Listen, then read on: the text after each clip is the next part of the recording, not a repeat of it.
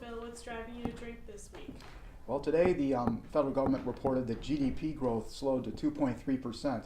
This may sound boring, but there's a lot of interesting stuff under the surface. We're talking about how the government accounts for the economy, not necessarily its own operations. A lot of debates underneath, a lot of very interesting issues in how well or not we really account for economic growth. GDP is C plus I plus G plus NX, consumer spending plus investment spending plus government spending plus net export. That's the basic framework. One of those debates is whether or not G really belongs in there. That's a topic for another day. What I'm going to talk about today, though, is a narrow thing that helps to illustrate the nature of what our mission is here in Truth in Accounting.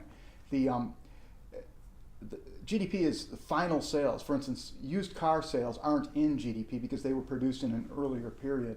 However, the sale of a used car does enter GDP in a different way, and that's the fact that GDP includes the auto dealer's profit margin as a measure of the value that's been provided by the auto dealer in intermediating and getting a purchaser and a seller together, getting a deal done.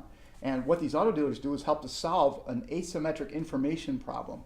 A classic article in finance was written a few decades ago by George Akerlof called "The Market for Lemons."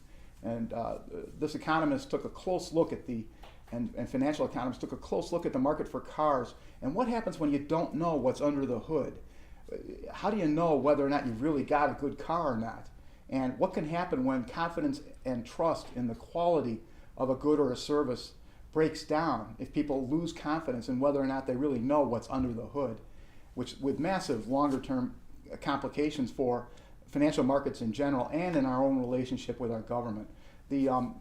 What we've done here at Truth in Accounting is try to establish a way for citizens to be enabled and empowered with truthful financial information about their governments.